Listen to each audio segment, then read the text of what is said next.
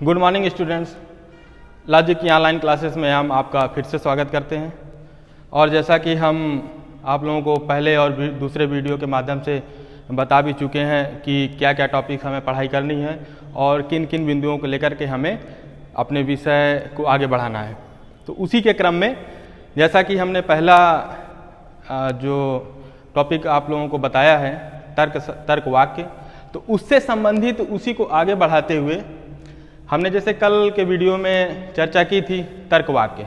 इससे पहले का जो वीडियो था उसमें हमने तर्क वाक्य के बारे में हमने चर्चा की थी, जहां आपको हमने वाक्य और तर्क वाक्य के बीच जो बेसिक अंतर है उसको समझाने का प्रयास किया था और उम्मीद है कि आप उसको भली बात समझ चुके होंगे। उसी को अब आगे बढ़ाते हुए हम तर्क वाक्यों को जानने का प्रयास करेंगे कि वो कितने प्रकार के होते हैं। तो उसी को आगे बढ़ाते हुए हम ध्यान दें कि तर्क वाक्य, इसकी चर्चा हम कल कर चुके हैं, जहां हमने बताया था कि जब दो संज्ञा पद उद्देश्य और विधेय के रूप में आपस में संबंधित होते हैं तो उनके जो संबंध का कथन बनता है वही तर्क वाक्य कहलाता है। यहां तक क्लियर हो चुका है आप लोगों का। और तर्क वाक्य के बीच बेसिक अंतर वो भी हमने बता दिया है। अब हम बात करते हैं तर्क वाक्य को आगे बढ़ाते हुए। तो ध्यान दीजिए, हमने यहां पर चर्चा किया है कि ये जो दो पद हैं उद्देश्य और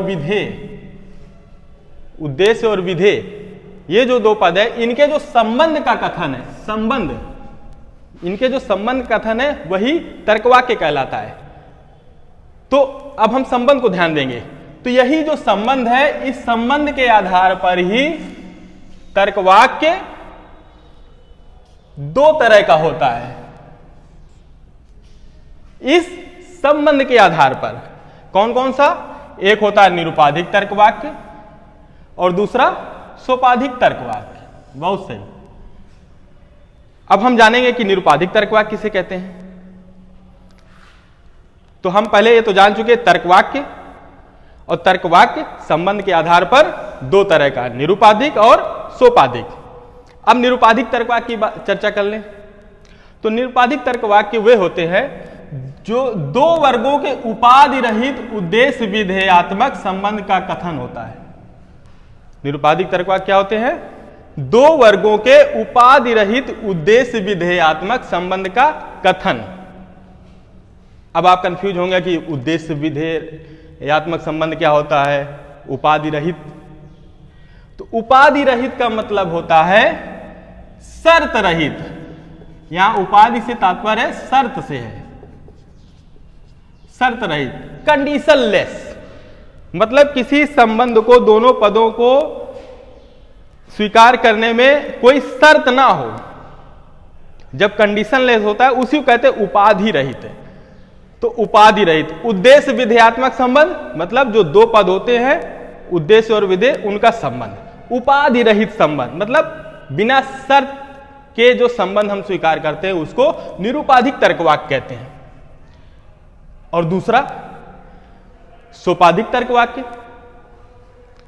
सोपाधिक तर्क वाक्य यहां तो शर्त रहित होता है निरुपाधिक, लेकिन सोपाधिक तर्क वाक्य क्या होते हैं? इसमें कंडीशन होती है।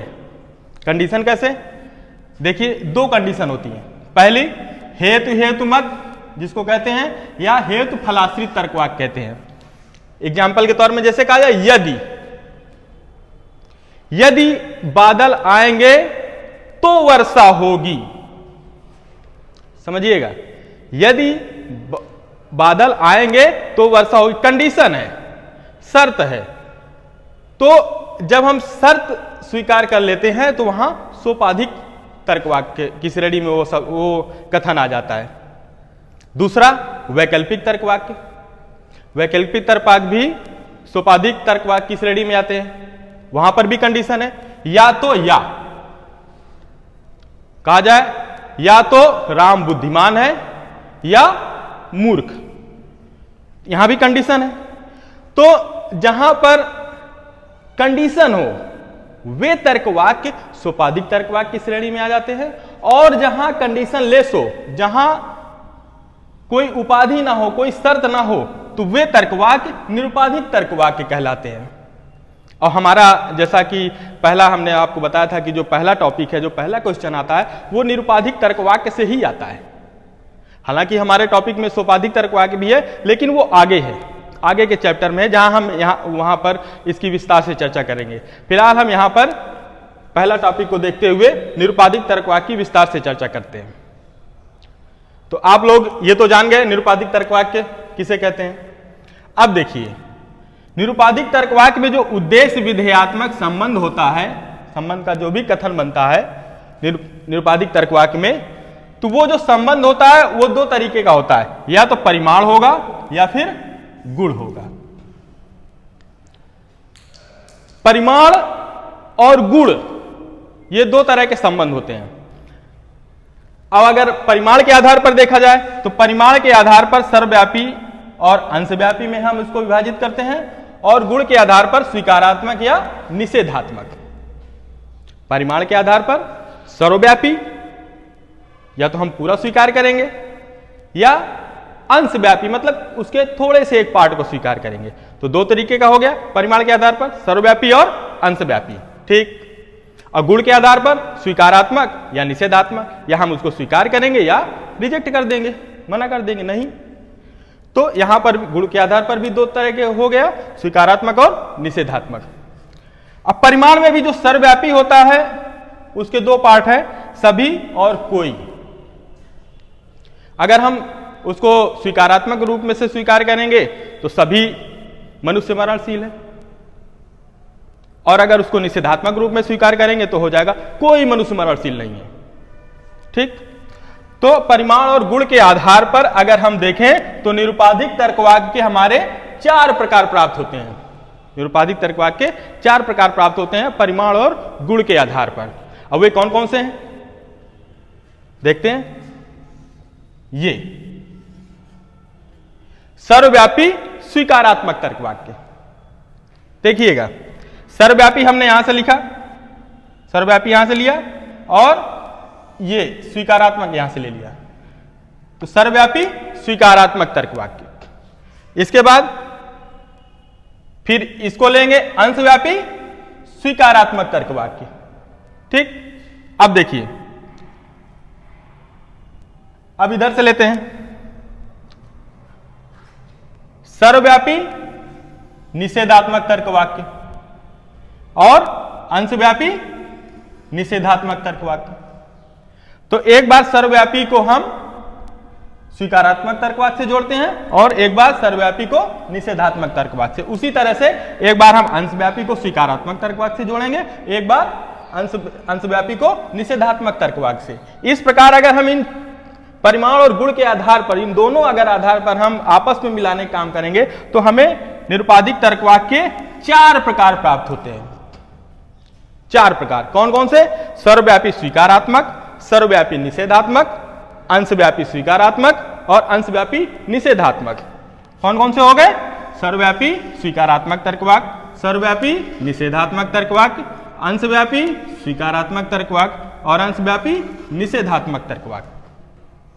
उम्मीद है आप लोगों को यहां तक चीजें समझ में आ गई होंगी कि हमारा जो पहला क्वेश्चन है निरुपाधिक तर्कवाक्य, तो उसको जानने के क्रम में हमने कहां से शुरुआत की? पहले तो हम जानने का प्रयास किया कि वाक्य क्या होते हैं, क्या सभी वाक्यों को तर्कवाक्य कहा जा सकता है? तो हमने पाया कि नहीं, सभी वाक्यों को हम तर्कवाक्य श्रेणी में नहीं रखते हैं।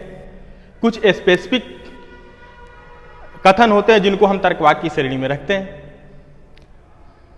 तो जब हम ये जान गए कि तर्कवाक्य कुछ स्पेसिफिक जो कथन होते हैं उन्हीं को कहा जाता है, फिर उसके बाद हमने देखा कि तर्कवाक्य भी दो भेद हो जाते हैं, जहां हम पाते हैं कि तर्कवाक्य दो भेद के रूप में सोपाधिक और निरुपाधिक।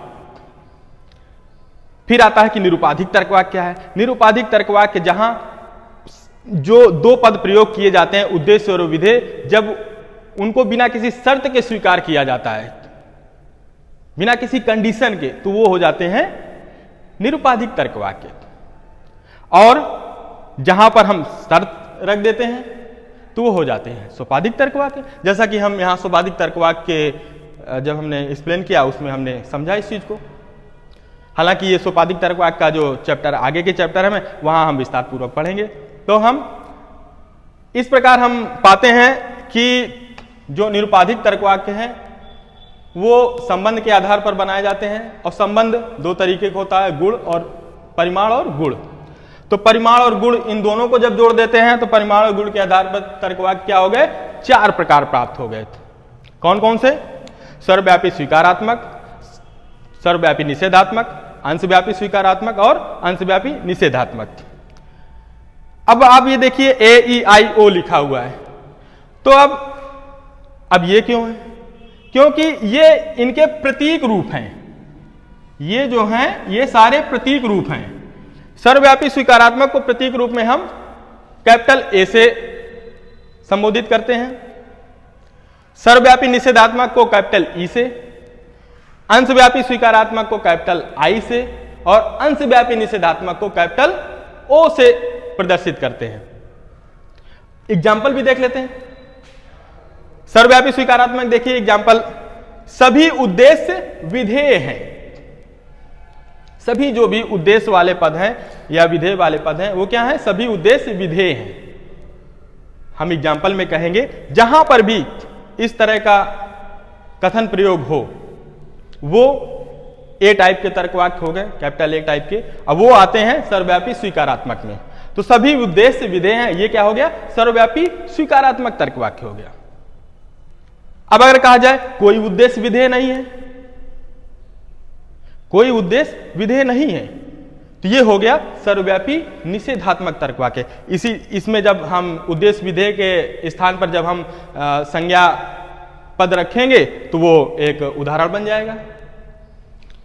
तो कोई उद्देश्य विधेय नहीं है, ये हो गया सर्वव्यापी निषेधात्मक तर्कवाक्य। इसके बाद अगर हम देखें ये जो तीसरा निरुपाधिक तर्कवाक्य प्राप्त हुआ है अंशव्यापी स्वीकारात्मक, इसको कैपिटल I से संबोधित करते हैं।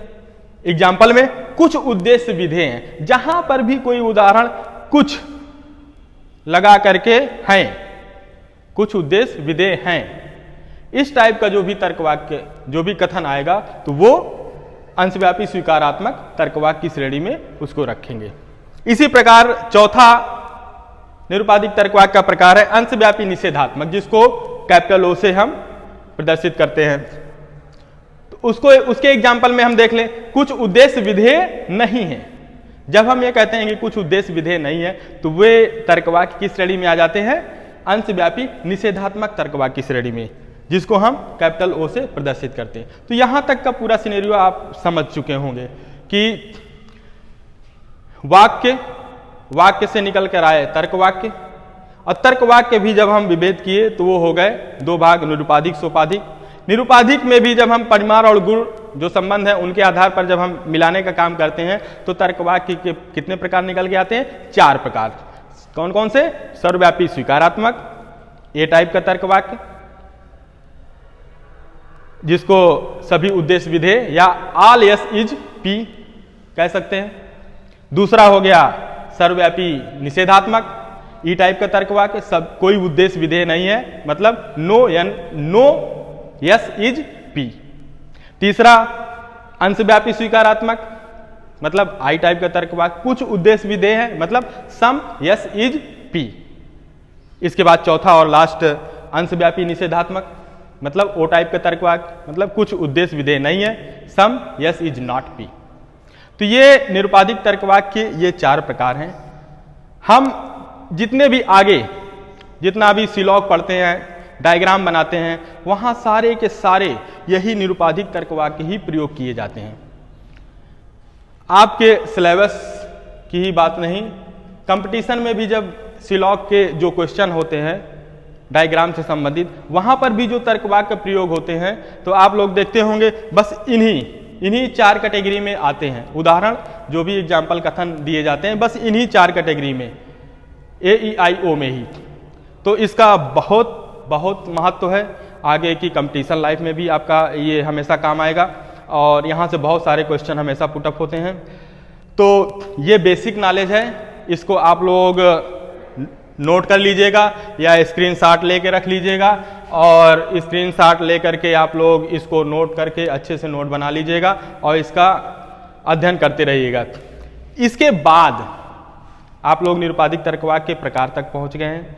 इसके बाद हम ये देखने का प्रयास करेंगे कि जो भी निरुपाधिक तर्कवाक्य हैं तो उसमें उनका आकार क्या होता है, आकार के अंतर्गत हम किन किन श्रेणियों को रखते हैं, और ये जो उद्देश्य और विधेय हैं अब हम आगे की क्लास में इनके व्याप्ति से संबंधित चर्चा करेंगे कि इनमें उद्देश्य और जो विधेय पद व्याप्त और अव्याप्त होते हैं उनका क्या महत्व होता है, और उसके आधार पर हम कैसे किसी तर्कवाक्य को अस्वीकार कर देते हैं, अवैध करार देते हैं, या व्याप्ति के आधार पर हम 6 नियमों का भी पालन में देखते हैं कि उल्लंघन हो जाता है, और किस तरह से हम व्याप्ति का प्रयोग करेंगे ये हम आगे की क्लास में चर्चा करेंगे। तो आज के लिए आप लोगों के लिए इतना ही काफ़ी है, और ये निरुपाधिक तर्क वाक्यों के 4 प्रकार आप लोग अच्छे से तैयार कर लीजिएगा। इवन अगर आप न्यूमेरिकल नहीं करते, आपको हो सकता है लिखना पड़ जाए, तो आप इसी तरीके से जैसा कि हमने डायग्राम बनाया है, इसमें कोई भी चीज आपसे लोगों से पूछ ले, अगर टिप्पणी करने कह दे कि सोपाधिक तर्क वाक्यों पर टिप्पणी करिए, सोपाधिक तर्क वाक्यों से आप क्या समझते हैं, तो आप ऐसे एक्सप्लेन करके पूरा लिखने का प्रयास करिएगा। इसके अलावा अगर पूछा जाए कि निरुपाधिक तर्क वाक्य से आप क्या समझते हैं, या क्वेश्चन कर दे तर्क वाक्य से आप क्या समझते हैं, उसके कितने प्रकार होते हैं, तो भी आप बहुत बेहतर तरीके से उसको लिख सकते हैं, मुझे उम्मीद है। अगर पर्टिकुलर निरुपाधिक तर्क वाक्य के बारे में पूछ ले तब भी आप यहीं से शुरुआत करिएगा, तर्क वाक्यों से बताते हुए आप निरुपाधिक तर्क वाक्य तक आइएगा विभेद करते हुए, और फिर इस प्रकार आप लास्ट में बताइएगा कि इस परिमाण और गुण के आधार पर हम निरुपाधिक तर्क वाक्य के 4 प्रकार प्राप्त होते हैं, और ये चारों प्रकार ये हैं, और एग्जाम्पल भी आप दे सकते हैं बड़े आराम से।